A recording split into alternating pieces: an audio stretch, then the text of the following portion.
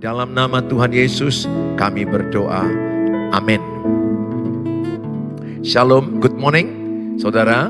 Hari ini saya membawa tema, apakah mentalmu sehat? Hari ini coba kita belajar, ada banyak orang tidak lagi memiliki jiwa yang sehat, tidak lagi memiliki mental yang sehat, mudah marah meledak, mudah silent treatment, diam, beku, mati rasa. Ada orang lari dari masalah, pergi ke minuman, pergi ke kenajisan, banyak hal-hal lain yang mereka lari. Tetapi hari ini saya berharap, saudara, bagaimanapun tekanan hidup saudara, milikilah iman yang kuat. Masalah yang terjadi, kalau iman kita kuat, jiwa kita akan kuat. Jadi didahului rohani yang kuat, maka jiwa kita akan kuat. Oleh karena itu, teruslah baca Alkitab, teruslah berdoa, supaya saudara memiliki iman yang kuat. Sehingga ketika ada tekanan, ketika ada persoalan yang menekan hidup saudara, imanmu kokoh, jiwamu kuat, mentalmu kuat. Ada banyak anak muda sekarang berkata, kena mental dia, psikis, mereka mengalami gangguan jiwa. Saudara, kita menyaksikan beberapa waktu ini ada anak pendeta yang lompat dari gedung tinggi di Surabaya dan jatuh dan mati. Dan bapaknya adalah seorang pendeta dan sudah menyaksikan dalam video, dalam sosial media, sudah menyampaikan apa yang terjadi. Dan kita belajar tidak pernah memberikan penghakiman kepada siapapun, karena hakim itu hanya Tuhan. Kita hanya belajar dari fenomena ini. Ada juga seorang pendeta besar di Amerika namanya Rick Warren, penulis buku yang sangat terkenal, yaitu tentang buku tentang purpose driven life, yaitu tujuan hidup yang digerakkan oleh tujuan hidup. Itu purpose driven life oleh Rick Warren yang sangat terkenal di kalangan pendeta. Dia memiliki anak dan anaknya pun depresi dan akhirnya bunuh diri. Saudara, kita jumpa juga artis-artis Amerika, penyanyi-penyanyi top, mati juga bunuh diri dengan overdosis. Mereka memiliki ketopan, mereka memiliki dunia ini, harta, keterkenalan. Kita juga tidak asing mendengar di Korea, di Jepang, orang banyak lompat dari gedung tinggi. Kalau di Korea mereka dan di Jepang mereka bunuh diri dengan cara tidur. Dan kemudian ada dari bawah tempat tidurnya akan ada uap yang meracuni tubuhnya. Dalam waktu hitungan detik dan menit dia sudah meninggal dunia. Peristiwa-peristiwa stres itu bisa terjadi kepada semua orang. Termasuk pendeta, termasuk anak pendeta, istri pendeta, pelayan gereja, jemaat. Semua orang bisa kena. Maka kalau seandainya ada anggota keluargamu berkata, stres sekali aku, jangan anggap enteng. Kekuatan setiap orang gak sama. Ada orang kehilangan duit 10 juta udah stres mau mati. Ada orang kehilangan 10 juta biasa. Karena gak sama kekuatan keuangan semua orang. Ada orang dibully, anak SMP di Jawa Tengah, dan akhirnya dia mati bunuh diri. Karena dia dibully oleh teman-temannya. Ada orang dibully kuat, bahkan bulian itu dibuatnya jadi ketawa, lucu-lucu. Nah itu orang yang kuat jiwanya. Bully itu kan sakit sebenarnya. Tapi enggak semua orang kuat menerima bully. Kalau orang dibully kemudian dipendam, itu bisa berujung bunuh diri. Atau paling tidak dia mengalami tekanan jiwa, gangguan jiwa yang berat. Oleh karena itu, saya ajak semua yang menyaksikan ini, perhatikan keadaan keluargamu. Supaya anggota keluargamu jangan ada memendam stres. Jangan ada memendam segala yang menyakiti jiwanya. Salah satu terapi untuk membuat sehat mental, sehat jiwa adalah menceritakan kepada Tuhan atau kepada seseorang yang dapat dipercaya. Istri mungkin ke suami, suami ke istri, orang tua ke anak-anak, bisa anak dewasa, anak-anak kepada orang tua. Keluarga sebenarnya itu lebih kuat, lebih tidak mudah bocor beritanya. Kalau di luar, ibu dengan ibu di luar lebih mudah bocor yang kita ceritakan sampai ke ibu-ibu entah kemana. Tapi dalam keluarga itu bisa saling menyehatkan mentalnya. Perhatikan nanti penerangan ini. Supaya saudara melihat keluarga saudara sehat enggak mentalnya, sehat enggak jiwanya. Fenomena-fenomena kalau ada orang berkata, aku stres sekali, jangan anggap enteng. Apalagi kalau sudah ada WA yang datang ke saya beberapa waktu yang lalu, saya ingin bunuh diri Pak. Saya langsung minta call sama dia, bisakah kita call sebentar? Karena sudah ada WA, saya mau bunuh diri. Hanya karena masalah suami yang selingkuh. Dia capek, dia lelah, dia ingin mengakhiri hidup. Terus saya teleponan, saya doakan, puji Tuhan tidak bunuh diri. Kenapa? Dia menceritakan ke Tuhan, dia menceritakan ke saya sebagai pendeta. Memang dia minta cerita ini tolong jangan diceritakan kemana-mana. Nah saudara, dalam hal ini saya ada mendengar dia. Ketika dia menyampaikan unek-unek di hatinya, itu adalah merilis emosi negatif, melepaskan beban hidupnya. Sehingga menceritakan itu adalah proses penyembuhan. Cuma ceritakanlah kepada Tuhan dan ceritakanlah kepada orang yang dapat engkau percaya. Kepada keluargamu, anggota keluarga paling tidak. Kalau anak bisa ke orang tua. Saya ajak setiap saudara, jangan pendam sakit hatimu. Jangan pendam tekanan jiwamu. Apapun itu. Dan lebih baik lagi setelah saling mengaku dosa, saling menceritakan, saling mendoakan. Mendoakan itu menjadi kekuatan yang luar biasa. Nah, saya akan ajak firman Tuhan dari kitab Filipi pasal 4 ayat 4 sampai 8. Di slide, nampak ini dalam slide. Demikian katanya adalah bersukacitalah senantiasa dalam Tuhan. Sekali lagi kukatakan bersukacitalah. Hendaklah kebaikan hatimu diketahui semua orang. Tuhan sudah dekat. Janganlah hendaknya kamu khawatir tentang apapun juga. Tetapi nyatakanlah dalam segala hal keinginanmu kepada Allah dalam doa. Dan permohonan dengan ucapan syukur. Damai sejahtera Allah yang melampaui segala akal akan memelihara hati dan pikiranmu dalam Kristus Yesus. Jadi akhirnya saudara-saudara, semua yang benar, semua yang mulia, semua yang adil, semua yang suci, semua yang manis, semua yang sedap didengar, semua yang disebut kebajikan dan patut dipuji, pikirkanlah semuanya itu. Di slide berikutnya 1 Tesalonika 5 ayat 16 sampai 18. Bunyinya hampir sama. Ayat 16, bersukacitalah senantiasa. 1 Tesalonika 5 ayat 17, tetaplah berdoa. Ayat 18, mengucap syukurlah dalam segala hal, sebab itulah yang dikehendaki Allah di dalam Kristus Yesus bagi kamu. Sebelum kita masuk definisi kesehatan mental, menurut WHO, saudara, pasal yang saya sampaikan tadi, kitab Kolose, dalam kitab Filipi tadi, Filipi pasal 4, ayat 4 sampai 8, dan 1 Tesalonika 5, ayat 16 sampai kepada ayat 18, itu adalah tulisan surat Rasul Paulus.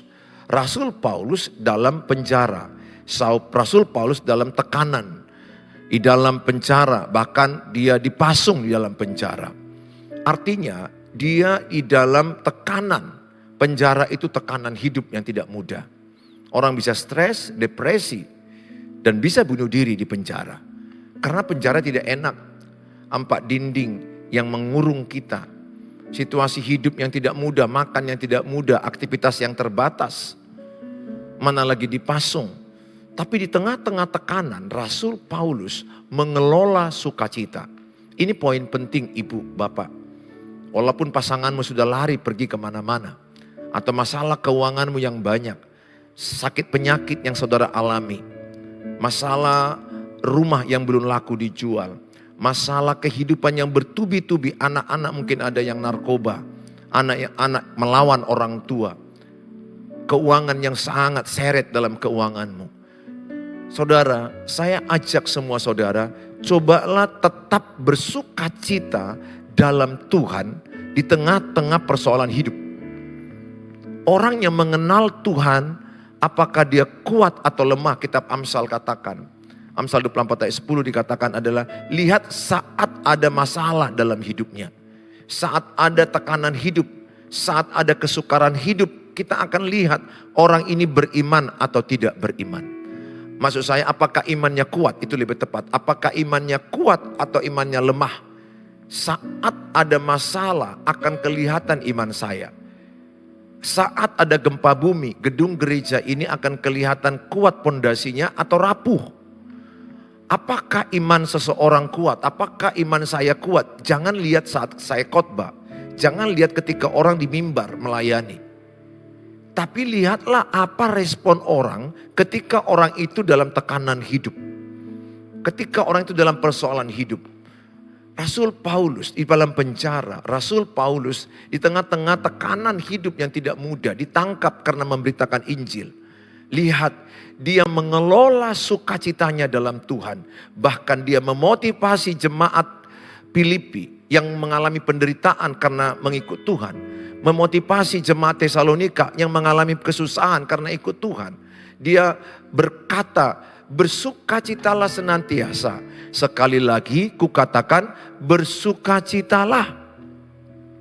Jadi ada satu motivasi dari orang yang seharusnya stres, depresi, bersusah hati, mengeluh karena dalam penjara. Tapi sebaliknya, dia bisa mengelola sukacitanya dalam penjara. Dia bisa tetap bersukacita dalam kesukaran hidup. Ibu dan bapak yang saya kasihi. Amsal 17 ayat 22 berkata, hati yang gembira adalah obat yang manjur. Semangat yang patah mengeringkan tulang. Jangan sampai patah semangatmu menjalani hidup ini. Tembakan iblis, tujuan iblis mematahkan semangat hidup manusia. Kalau patah semangat seseorang, maka masalah yang kecil jadi besar. Masalah yang besar membuat dia depresi, membuat dia tertekan. Saya berdoa setiap saudara adalah orang-orang yang memiliki jiwa yang kuat, yang sehat. Di tengah penderitaan, engkau tetap bisa bersukacita. Mengelola sukacita. Saudara, tahukah saudara, hati yang gembira adalah obat yang manjur. Ketika engkau gembira, ketika bapak ibu gembira, gembira itu atau sukacita, bahagia itu adalah keputusanmu. Bukan karena situasi.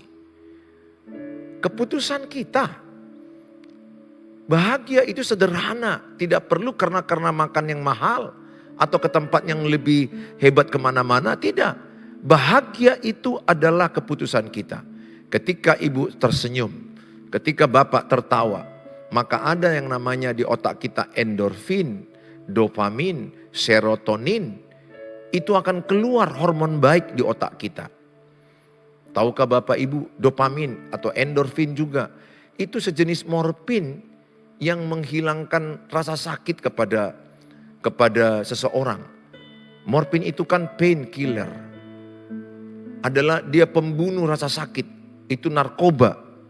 Maka banyak orang stres larinya ke morfin, narkoba, ganja, ekstasi. Kenapa? Karena morfin bisa menghilangkan rasa stres sesaat, sebentar. Tetapi dalam otak kita ada yang namanya endorfin, dopamin, serotonin. Ini hormon-hormon baik yang membuat kita sehat. Yang membuat kita bisa hilang rasa sakit. Dan kalau kita tersenyum, kalau kita tertawa, maka pembuluh darah di otak kita itu melebar. Kalau melebar, berarti oksigen cukup di otak kita. Maka hilanglah rasa kebas di kaki, rasa kebas di tangan. Maka hilanglah yang namanya vertigo, oyong. Orang Batak bilang mirdong. Enggak mirdong lagi dia. Enggak oyong lagi dia. Kenapa? Kenapa orang oyong? Teori kedokterannya karena pembuluh darahnya mengecil. Bisa karena faktor stres atau sakit-sakit yang lain. Pembuluh darah jadi mengecil sehingga oksigen kurang ke otak. Sehingga asupan oksigen yang kurang menimbulkan rasa pening, oyong. Jadi seperti berputar dia lihat dunia ini. Kebas kakinya. Kebas telapak kakinya. Kebas tangannya. Tapi ketika Bapak Ibu bergembira, maka Bapak Ibu akan mendapatkan kesehatan. Ada banyak orang ketika masalah hidup yang berat, patah semangat. Amsal 18 ayat 14 bilang begini, selagi ada semangat, semua penderitaan bisa kita hadapi. Jadi jangan hilang semangat, jangan patah semangat. Udahlah, yang lalu biar berlalu. Kitab Filipi katakan, pandanglah ke depan, bukan ke belakang. Lupakan yang di belakangmu. Apapun peristiwa yang di belakangmu itu sudah terjadi. Lupakan. Ambil hikmat, ambil pelajaran, petik pelajaran dari yang lalu. Dan perbaiki yang sekarang untuk ke depan. Sehingga saudara, orang yang mentalnya sehat itu mampu menguasai pikirannya. Mampu menjaga pikirannya. Sehingga dia memikirkan yang baik, yang benar, yang suci, yang manis, kebajikan, yang sedap didengar. Itulah yang dipikirkannya. Karena apa yang kau pikirkan, itu akan mempengaruhi seluruh tubuhmu. Sudahlah ibu, kalau yang lalu itu, ada pasanganmu yang sudah lari pergi. Atau ada orang yang mengkhianatimu, mengecewakanmu, uangmu dipinjam dan tidak dikembalikannya. Udahlah, ikhlaskan, relakan. Percaya Tuhan sanggup menggantikan itu. Mau ratusan juta, mau miliar. Kalau ibu terus pikirkan yang di belakang, maka ibu akan stres. Ibu akan depresi. Mari kita moving forward. Mari kita bergerak maju. Demi jiwamu yang sehat. Ibu punya waktu me time. Punya waktu olahraga. Boleh me time dengar musik. Sekali-sekali mau drakor ya oke lah. Jangan keterusan. Ke salon, berenang. Sehingga menyehatkan tubuhmu. Distraksi. Alihkan pikiranmu. Jangan memikirkan masalah terus. Kalau terus kita memikirkan masalah, siapapun gak kuat. Siapapun akan lebih stres, depresi. Ingat Bapak Ibu. Orang yang khawatir, yang cemas. Orang yang anxiety, kecemasan, kekhawatiran, itu akan mengundang tekanan hidup. Tekanan hidup akan membuat seseorang stres, depresi, halusinasi, ilusinasi. Sehingga ada mendengar suara lompat, mati dari gedung tinggi. Kenapa orang bisa lompat dari gedung tinggi? Kenapa ada orang minum baygon dan mati? Karena dia mendengarkan bisikan iblis. Iblis menipu dia, minum baygon. Kalau kau mati, kau sudah melupakan masalah. Kau tidak lagi tertekan. Kalau kau lompat, kau mati, maka masalahmu selesai. Iblis menipu banyak orang. Orang yang melompat dari gedung tinggi itu, orang yang membunuh dirinya adalah orang yang mendengarkan bisikan iblis. Seperti Yudas Iskariot. Yudas Iskariot, dia mendengar bisikan iblis. Mendengar bisikan iblis untuk menjual Yesus. Mendengar bisikan iblis untuk mengakhiri hidup karena dia terintimidasi. Karena dia tertuduh, dia sudah mengkhianati gurunya. Dia sudah menjual Tuhan Yesus. Andai dia mengaku dosanya. Andai dia minta ampun sama Tuhan. Aku percaya masih ada pengampunan. Tuhan kita maha pengampun. Tapi ada banyak kita tidak mau terbuka dengan apa yang di hati kita. Kita pendam. Paling tidak sampaikan ke Tuhan Yesus. Atau sampaikan di anggota keluargamu yang dapat engkau percaya. Menurut WHO, apakah mental yang sehat itu? Kesehatan mental menurut WHO adalah keadaan kesejahteraan di mana individu menyadari kemampuannya sendiri. Keadaan seseorang dapat mengatasi tekanan hidup. Dapat bekerja produktif, bermanfaat bagi komunitasnya. Jadi orang yang mentalnya sehat, pekerjaannya pun sehat. Hidupnya berkontribusi, bermanfaat. Lihat orang yang mentalnya sakit, maka dia kerjaannya kacau. Tidak fokus, tidak produktif. Tapi kalau orang yang mentalnya sehat, dia produktif. Dia tidak izinkan masalah menghambat pekerjaan dia. Ada orang kalau sudah kena mental, tidur-tiduran, gak fokus, malas, mager. Ada orang kalau udah kena mental, nonton terus seharian, main game terus seharian. Ada orang kalau sudah kena mental, makan terus, lemok-mok, makin gemuk karena stres. Ada juga orang kalau stres gak makan-makan. Beda orang, beda manifestasinya. Ingat, setiap orang tidak sama kekuatannya menghadapi masalah. Gak sama. Dan kekuatan saya sekarang dengan 10 tahun yang lalu gak sama. Saya sekarang better and stronger. Karena aku mendekatkan diri ke Tuhan. Aku berserah kepada Tuhan. Kuserahkan segala kekhawatiranku kepada Tuhan. Saudara yang saya kasihi, saya berdoa Bapak Ibu mendengarkan firman ini. Semakin dikuatkan Tuhan Bapak Ibu. Semakin diberi Tuhan semangat hidup dalam Bapak Ibu. Saya berdoa saudara menjadi orang yang sehat mentalnya. Dengan cara apa? Dekatkan dirimu kepada Tuhan. Kita Mazmur berkata, hanya dekat Tuhan aku tenang. Hanya dekat Bapa aku tenang. Jujur Bapak Ibu, setenang-tenangnya di Bali, saya sudah ke Bali, ke Australia, ke Turki. Saya sudah pergi ke berbagai negara. Puji Tuhan, ke Israel, saya sudah melihat. Saya bersyukur bisa melihat keindahan alam Eropa. Saya bisa melihat keindahan alam di Bali, di Parapat. Tetapi jauh lebih tenang di hadirat Tuhan. Maka sayang kurasa orang-orang yang tidak mau datang ke hadirat Tuhan. Healing yang terbaik itu di hadirat Tuhan. Seenak-enaknya di luar. Seenak-enaknya nonton. Seenak-enaknya di para wisata. Pemandangan indah. Puji Tuhan kita bisa ada kesempatan ke sana. Tapi itu hanya sebentar. Saat kita melihat, katakanlah 10 hari, setelah pulang kita kembali stres. Kalau kita bersuka cita dalam Tuhan, artinya apa? Every day, 24 hours. Karena Tuhan Yesus ada di hati ibu, ada di hati bapak, ada di hati saya. Maka Filipi 4 ayat 4 dikatakan tadi, bersukacitalah senantiasa di dalam Tuhan. Sekali lagi kukatakan bersukacitalah. Jadi sukacita yang dimaksudkan oleh Rasul Paulus dalam penjara itu, sukacita dalam Tuhan. Kalau dibuatnya sukacita karena pemandangan, pandangan apa? Tinggal tembok, terali besi. Kalau dibuat dia sukacitanya karena makanan, namanya makanan penjara.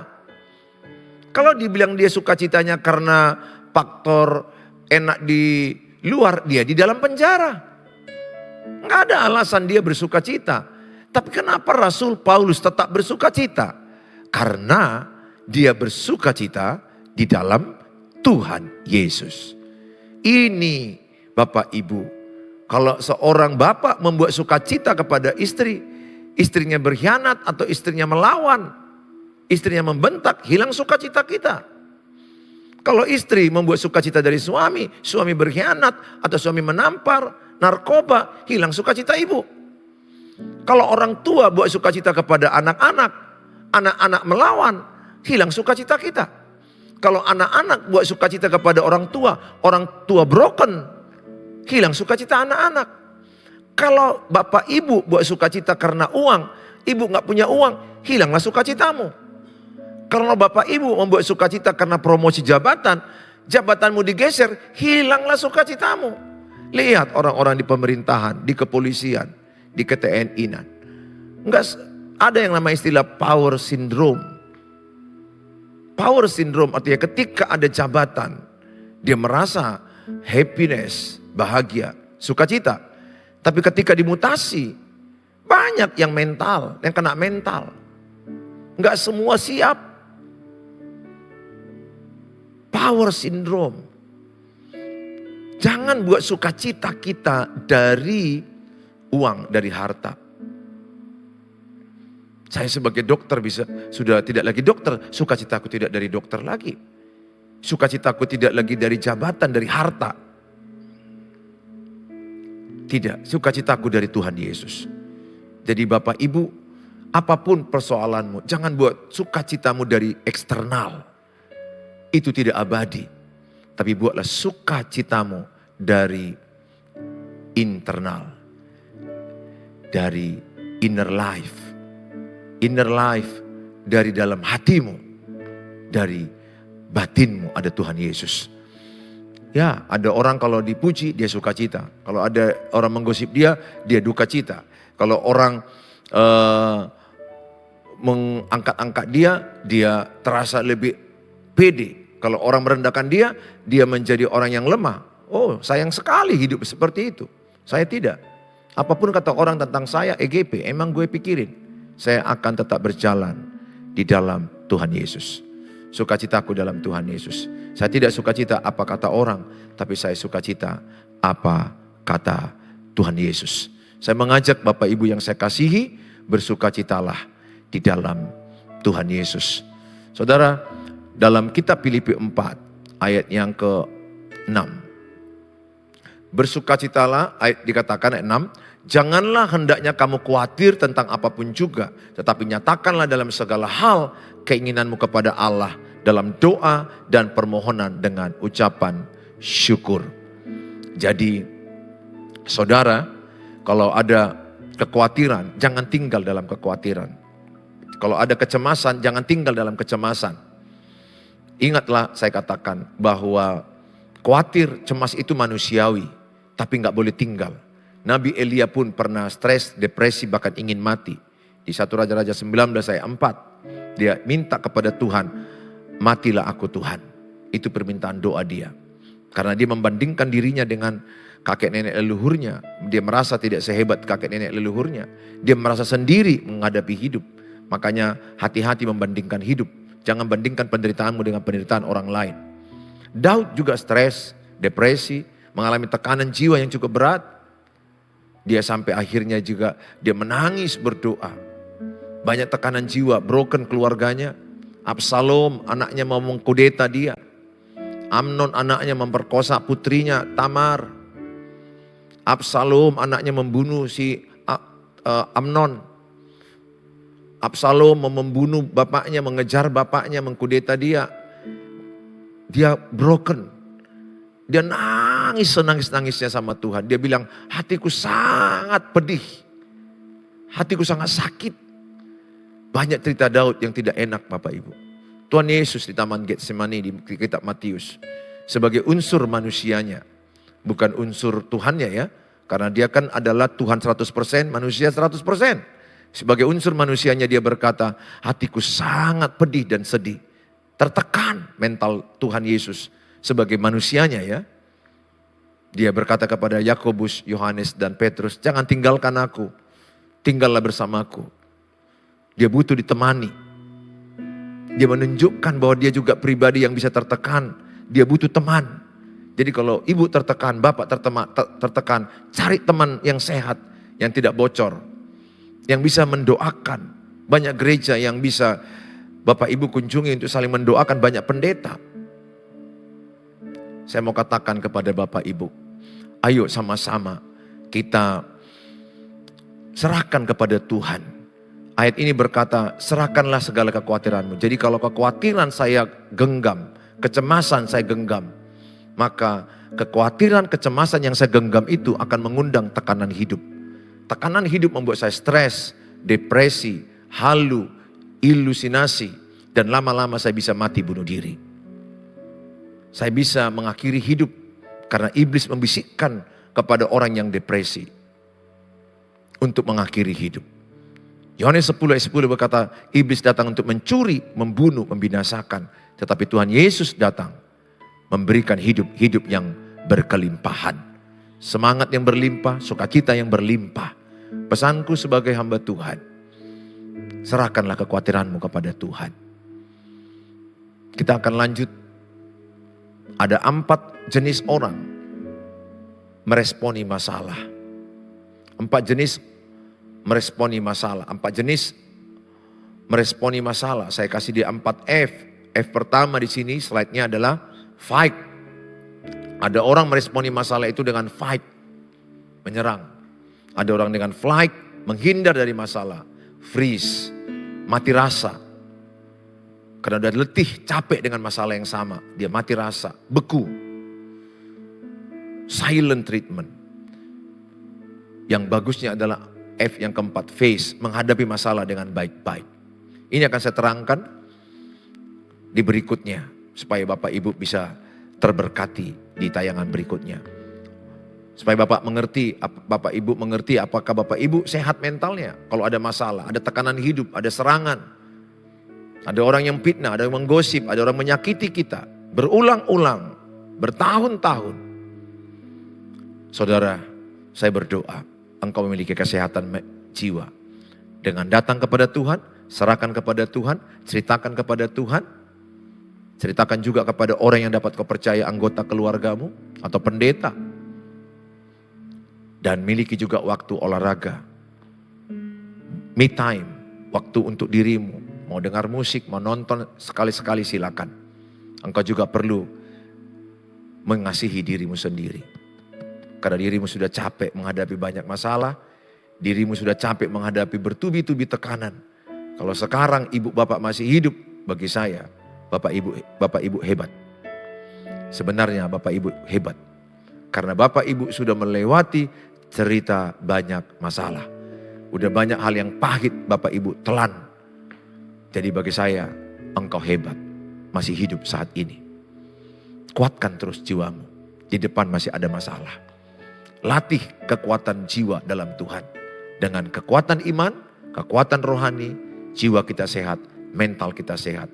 Di dalam jiwa yang sehat, terdapat tubuh yang sehat. Orang bilang kan, biasanya dalam tubuh yang sehat, terdapat jiwa yang sehat. Kalau saya lebih pas, dalam jiwa yang sehat, terdapat tubuh yang sehat. Sehatkan jiwamu ibu, jangan lupa tersenyum, tertawa di tengah penderitaan, di tengah persoalan hidup, tetaplah kelola sukacitamu. Pintar-pintarlah memilih teman. Bukan karena banyak teman, carilah teman yang mensupport hidupmu, yang tulus, yang tertawa sama-sama. Jangan mengurung diri, jangan mengasihani diri sendiri. Aku percaya Bapak Ibu, Tuhan tolong, Tuhan akan memberikan berkat pertolongan pada waktunya. Tuhan Yesus memberkati kita, mari kita berdoa.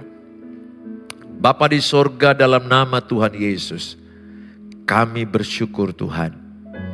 Kalau hari ini kami diingatkan lewat tulisan Rasul Paulus kepada jemaat Filipi dan Tesalonika.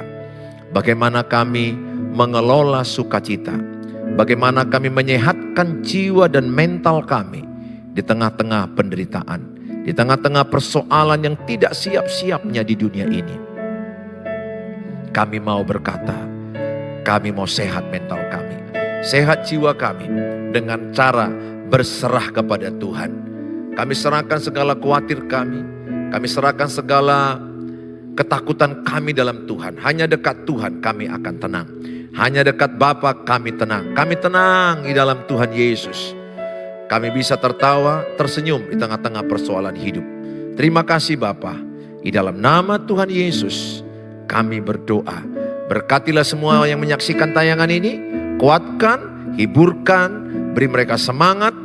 Bagaimanapun masalah keluarga, sakit penyakit, masalah keuangan, bagi Tuhan tidak ada yang mustahil.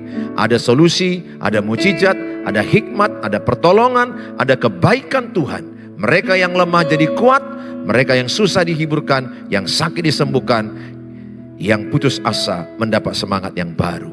Di dalam nama Tuhan Yesus kami berdoa. Haleluya. Amin. Amin.